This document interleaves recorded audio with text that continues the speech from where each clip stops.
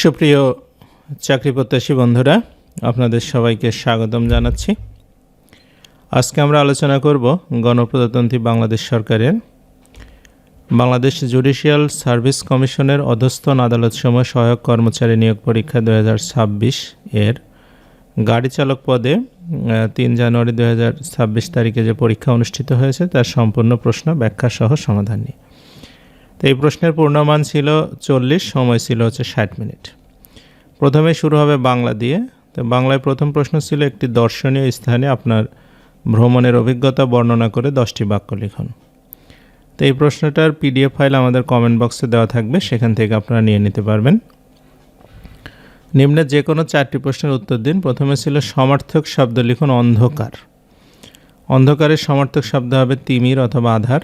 বিপরীত শব্দ লিখুন সুলভ, এটার বিপরীত হবে দুর্লভ। উক্তি পরিবর্তন করুন, শিক্ষক বললেন কাল তোমাদের ছুটি থাকবে। তো এটা হবে শিক্ষক বললেন যে পরদিন আমাদের ছুটি থাকবে। এক শব্দে প্রকাশ বা বাক্য সংক্ষেপণ করুন। অভিজ্ঞতার অভাব আছে যার, এটা হবে অনভিজ্ঞ। এবং অর্থ লিখে বাগধারা যোগে একটি বাক্য রচনা করুন। তাসের ঘর। তাসের ঘর অর্থ হচ্ছে ক্ষণস্থায়ী। বড়লোকের মেয়ের সাথে গরিব ছেলের প্রেমের সম্পর্ক শেষ পর্যন্ত তাসের ঘরের মতো ভেঙে গেল। এরপরে ইংলিশে চলে যাব।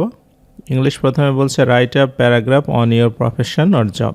এটারও পিডিএফ ফাইলটা আমাদের কমেন্ট বক্সে দেওয়া থাকবে, সেখান থেকে নিয়ে নিতে পারবেন। ট্রান্সলেট ইনটু বাংলা, মানে ট্রান্সলেট ছিল, বলছে our life is short but we have to do many things.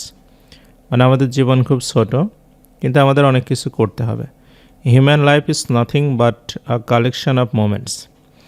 মানুষের জীবন কিছু সময়ের বা কিছু মুহূর্তের সমষ্টি, অন্য কিছু না। So we must not spend a single moment in when.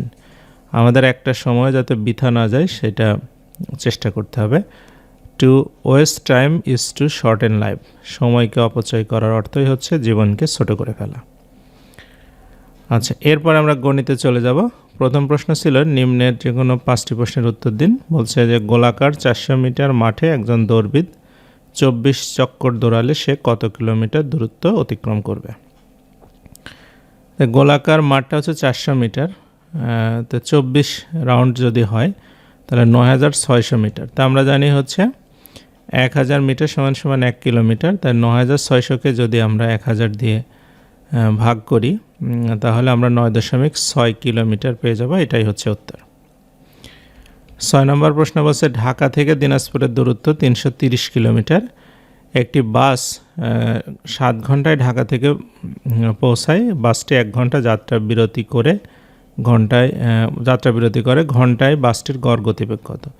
মানে 330 কিলোমিটার দূরত্ব অতিক্রম করবে, টোটাল 7 ঘন্টা, যার মধ্যে বিরতি 1 ঘন্টা। তাহলে সে যাত্রা করবে মূলত 6 ঘন্টা। তো এই 6 ঘন্টায় যাবে 330 কিলোমিটার পথ।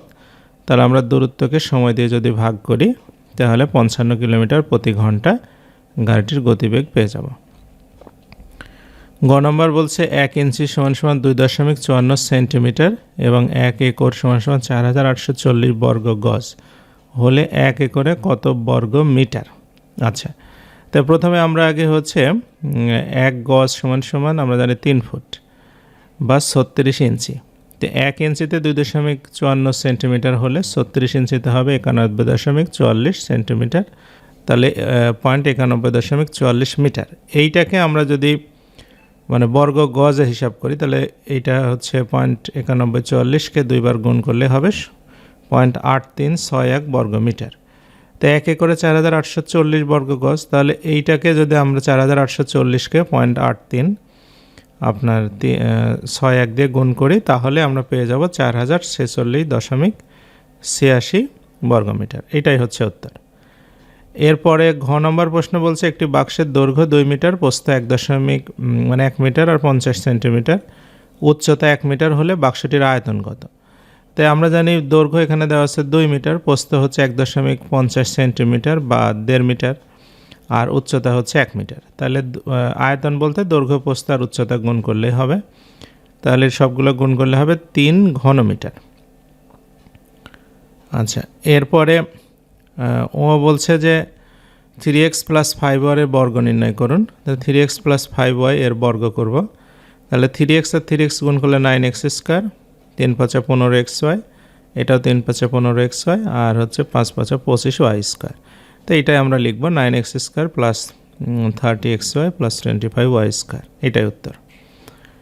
তারপরে 4 নম্বর বলছে a plus B equal to 8 এবং ab ইকুয়াল টু 15 হলে a স্কোয়ার প্লাস বি স্কোয়ারের মান কত?